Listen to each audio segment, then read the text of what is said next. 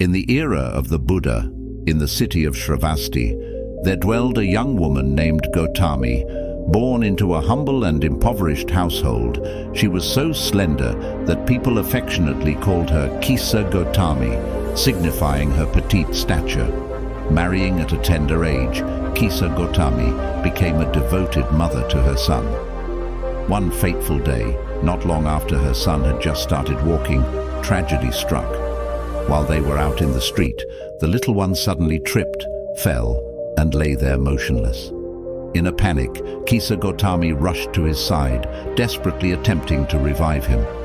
She tried every method she could think of, clinging to the hope that he had merely lost consciousness and could be brought back to life. In the depths of her anguish and grief, Kisa Goutami struggled to grasp the harsh reality before her. Unwilling to accept that her beloved son had succumbed to death, she desperately sought the right solution, convinced that he could be revived. Her heart, clouded by sorrow, refused to acknowledge the profound truth that her son had passed away. In the midst of her emotional turmoil, Kisa Goutami grappled with an insurmountable pain, unable to comprehend the finality of her loss. Unable to revive her son, Kisa Goutami rushed home, desperate for help from her relatives. Despite the grim reality that the child was lifeless, her determination fueled a desperate hope that some miraculous medicine could bring him back.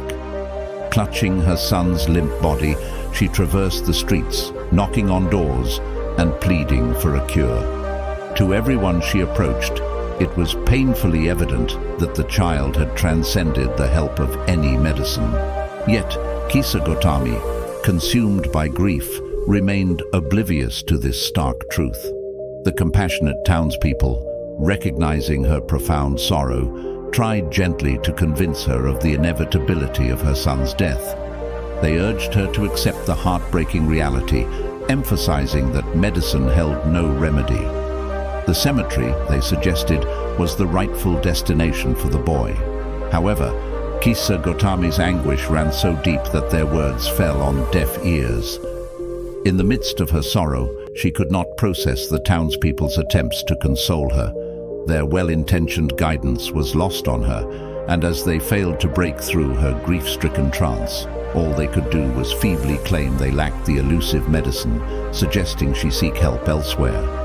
The community, witnessing her profound sorrow, stood helpless in the face of her unyielding despair.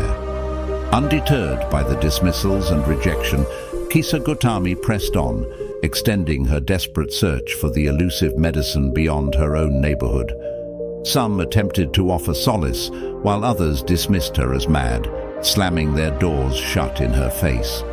There were even those who went as far as chasing her away. Yet, Kisa Goutami's determination to find a cure for her son remained unwavering. In her relentless pursuit, she arrived at the house of an elder, a wise soul who, recognizing the futility of medicinal aid for the child, understood the depth of the mother's need. Realizing that conventional doctors were powerless in this situation, the elder saw a glimmer of hope for Kisa Goutami.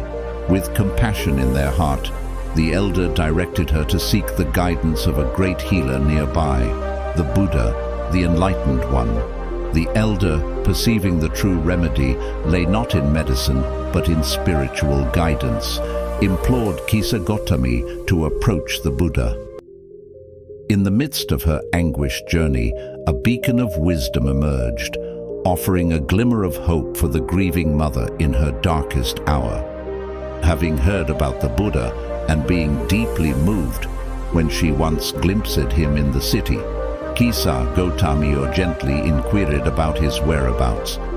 Clutching her lifeless son close to her heart, she hastened to the place where the Buddha resided. Upon reaching the Buddha, she approached him with a sense of desperation and fell at his feet, pouring out her heart. "Lord Buddha, I implore you, grant me the medicine to rouse my child from his eternal slumber." The Buddha, perceptive to Kisa Goutami's anguish, responded with empathy. "Good woman, I do possess a remedy for you.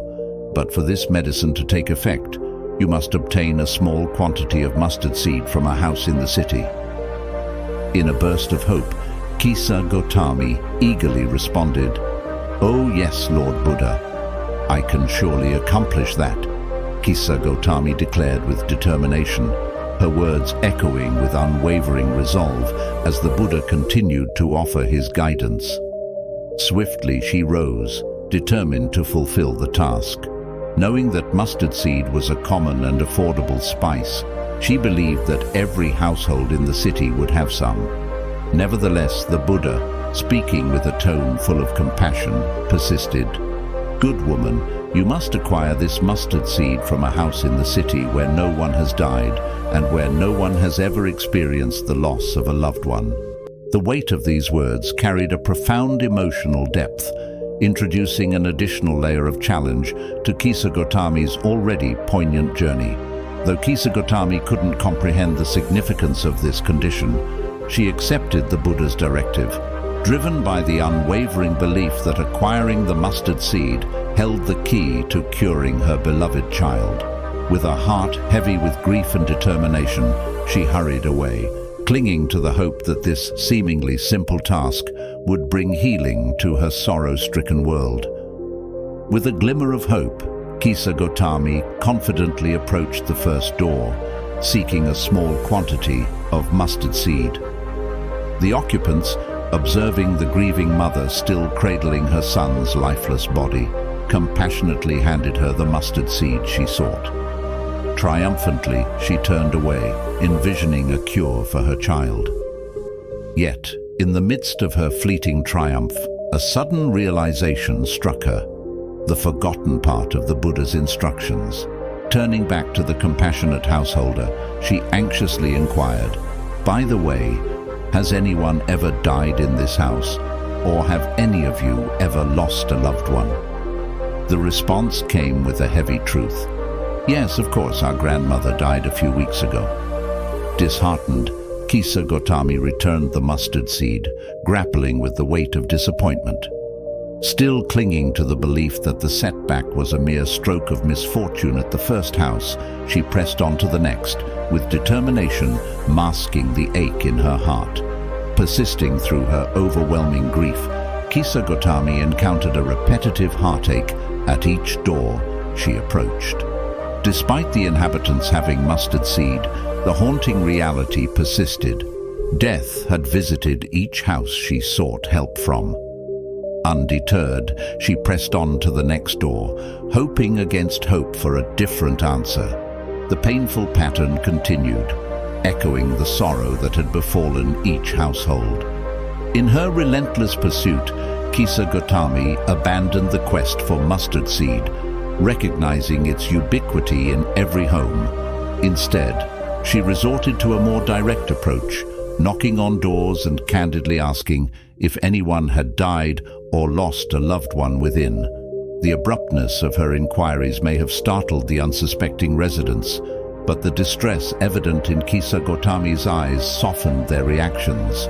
The revelations of loss must have been a stark moment for those who answered the door, yet they could discern the depth of Kisa Goutami's turmoil. As she swiftly moved on from each revelation, the procession of grief-stricken households mirrored her own journey through a world marred by loss and sorrow. As the day unfolded, the harsh reality gradually penetrated poor Kisa Goutami's consciousness. The elusive house, untouched by death, remained out of reach. Yet, fueled by an undying hope, she persisted in her inquiries, moving from door to door, hoping for a different outcome. The painful truth, however, persisted, relentlessly reinforcing the harsh reality. With each revelation, Kisa Goutami grappled with a desperate desire for an alternative narrative. However, the stark consistency of her experiences enforced the cruel truth. Amid her quest, she couldn't help but notice the prevalent sorrow in many households, marked by the loss of children at various stages, from birth to infancy and throughout their growth. Child mortality cast a somber shadow, prevalent and unrelenting in those challenging times. As daylight faded, a profound realization began to dawn on Kisa Goutami's weary mind. She grasped that her pain was not a solitary burden. She was not singled out by the universe for special punishment. The death of her child did not signify a flaw in the cosmic order. It was an unfortunate reality that many faced. Her citywide journey had unveiled a shared grief among numerous parents who, like her, had experienced the heart-wrenching loss of a child.